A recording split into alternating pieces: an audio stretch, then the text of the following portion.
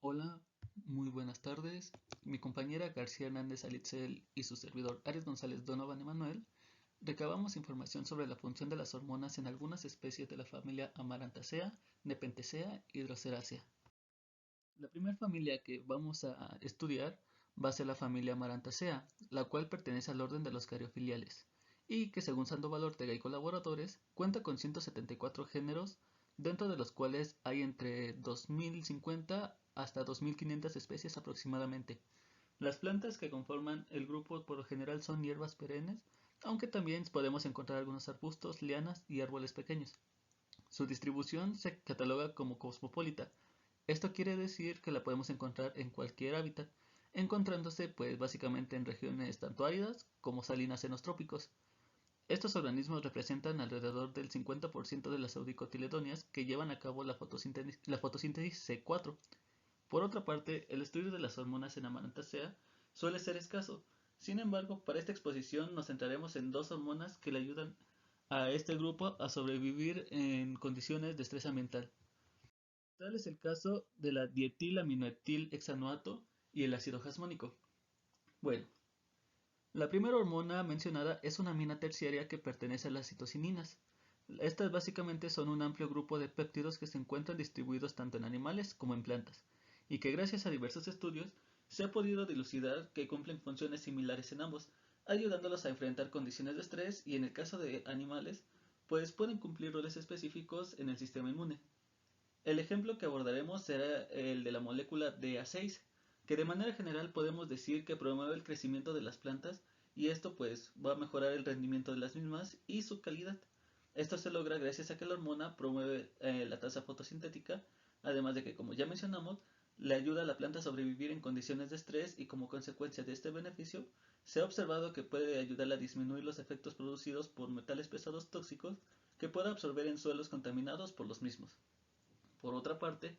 tenemos el ácido jasmónico, el cual es un compuesto catalogado como metilester y es un regulador endógeno que permite a la planta dar respuesta al daño mecánico que puede ser producido por la herbivoría, o en otras palabras, por sus depredadores. Bueno, para poder comprender mejor estos procesos se explicarán dos estudios distintos que se llevaron a cabo en dos especies de Amaranthus. El primer estudio lo realizó Lee y colaboradores en 2018, en donde algunos autores querían estudiar la función que tenían algunos compuestos, ya sean tanto solos como combinados, como la hormona reguladora del crecimiento dietilaminoetilhexanoato, entre otros que mencionaremos más adelante, en plantas para que crecieran en suelos contaminados con cadmio. Bueno, anteriormente otros estudios hechos con plantas como la fresa, el jitomate, etcétera, demostraron que la hormona que nos interesa es capaz de aumentar la capacidad de absorción de las raíces y por ende va a aumentar el área de estas. Y en el experimento en el que nos encontramos se utilizó a Amaranthus hybridus, en donde se pudo notar que, como se ve en la figura 1, el tratamiento más efectivo para el crecimiento de la planta en condiciones de estrés fue el que se le aplicó un micromolar de DA6, ya que la biomasa obtenida tanto en los tallos como en las raíces fue mayor. Por otra parte, agentes quelantes como el EDDC redujo el crecimiento tanto en tallos como en raíces. Los resultados nos muestran que esta hormona sí tiene funciones específicas a la hora de regular el crecimiento en estos sistemas vivos, además de que todos los reguladores del crecimiento pueden inducir a la absorción de los metales, ya que también promueven las tasas de transpiración y activan los transportadores de metales pesados. Como vemos en la figura 2, el DA6 combinado con el quelante EDDS favoreció la absorción del cadmio, al igual que el BA6 con EDDS. Por otra parte, dentro de la familia Amaranthaceae, también se ha estudiado los efectos del ácido jasmónico, y esto para explicar estos efectos nos centraremos en el estudio que realizaron Delano Freer y colaboradores en el 2004, en donde se estudiaron amaranteos hipocondrios,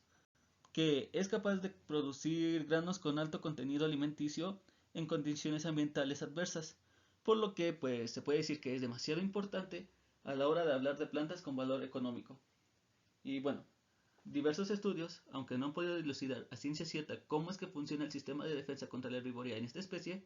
se ha notado que algunos inhibidores de la proteasa y de la alfa-amilasa, que están presentes en las semillas y en las hojas, pueden ayudar a resistir a las plantas ataques de insectos. Estos inhibidores pueden acumularse con mayor facilidad si se le agrega a la planta ácido jasmónico exógeno en dosis que no son tóxicas y en condiciones controladas, por lo que esta hormona se le considera un inductor químico de resistencia inducida. Los resultados que se realizaron durante años que duró el experimento muchas veces pues no fueron consistentes. Sin embargo, sí se pudo determinar que el ácido jasmónico exógeno sí afectó significativamente la comunidad de insectos y que no tuvo repercusiones en la productividad de la planta. Únicamente se vio que en algunos casos podía inhibir o promover la productividad foliar, como se muestra en la tabla donde tanto el INNS, que es un insecticida o ácido jasmónico, tuvieron más organismos que presentaban un daño más bajo producido por Lepidopteros larvae en comparación con el control. A pesar de observar estos resultados, aún falta conocer más la acción del ácido jasmónico en las plantas. Para conocer sus mecanismos de acción y cómo otros factores, tanto externos como internos, pueden ayudar a esta hormona a regular procesos de defensa que se le atribuyen. Y bueno, en este mismo orden están clasificadas dos familias muy peculiares, Nepenthes y Droseras. Ambas cuentan con una particularidad, pues básicamente ambas son plantas insectívoras. Esto quiere decir que cuentan con un atributo llamado carnivoría, la cual quiere decir que son capaces de poder capturar a sus presas a través de modificaciones foliares que son mejor conocidas como trampas, además de la capacidad de poder digerir y de poder absorber los nutrientes de dichas presas. Las trampas en estas plantas pueden llegar a ser muy diferentes entre sí, ya que por ejemplo para Nepenthes se obtuvo una modificación tal que le proporcionó una forma de jarrón, que de hecho el nombre vulgar porque se le conoce, planta de jarrón,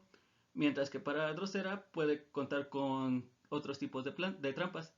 Ejemplo, hay algunas que tienen un aspecto muy parecido a tentáculos pegajosos y otras que son mucho más conocidas que tienen el aspecto de dientes. Debido a que obtienen sus nutrientes principalmente de las presas capturadas, suelen habitar en suelos con escasez de minerales y de nutrientes, siendo el nitrógeno uno de estos principales nutrientes que escasean. Debido a estas características, se han revelado que hay algunas hormonas en estas familias que pueden tener un papel un poco protagónico. Ejemplo como el ácido giberélico, el ácido jasmónico o las auxinas. El ácido jasmónico en esta planta es de suma importancia debido a que un gran número de plantas carnívoras presentan un periodo de hibernación en el cual su crecimiento se reduce y aparece una senescencia completa o parcial de las hojas. Durante los meses de invierno, la disminución de luminosidad o la ausencia de presas o la disminución de temperatura, e inclusive estas tres características juntas, pueden inducir a la planta a un estado latente. Es por ello que las plantas carnívoras en su mayoría necesitan de ambientes muy luminosos y de temperaturas cálidas o templadas, y el ácido jasmónico promueve dicha senescencia, y en otras plantas ayuda a promover la floración, esto además de que ayuda a la regulación del crecimiento y no menos importante, y como ya se había mencionado,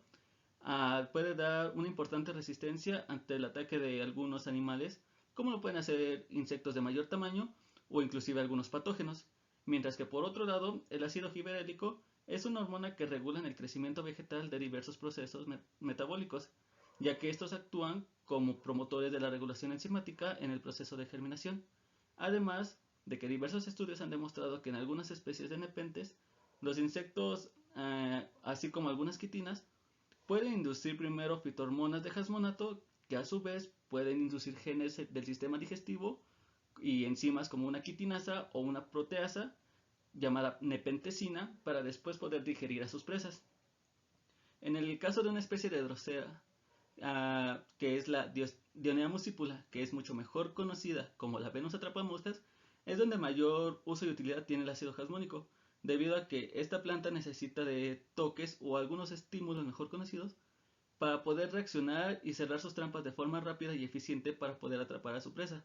Sin embargo, la desafortunada presa, al querer tratar de escapar, va a tocar repetidamente los sensores mecánicos, lo que va a provocar disparos repetitivos en el potencial de acción de las plantas, que a su vez si hay tres o más de estos potenciales en un periodo muy corto de tiempo, van a activar la vía de señalización de ácido jasmónico y el órgano pues, de captura se va a cerrar herméticamente. Además de que las glándulas que cubren la superficie interna del estómago van a comenzar a expresar genes que codifican enzimas hidrolasas que descomponen a la presa en sus componentes básicos de nutrientes, junto con expresión de transportadores para la absorción de nutrientes derivados de la presa. Otra hormona que tiene mucho peso, al menos para las groseras, son las auxinas, debido a que una de las principales funciones de estas hormonas es bueno, además del crecimiento, es que permite los movimientos de las plantas en una zona específica a través de un estímulo, en este caso las hojas, y esta definición aplica para algo conocido como tropismo. Entonces, esta es su utilidad. Y estas son algunas de las referencias que tuvimos.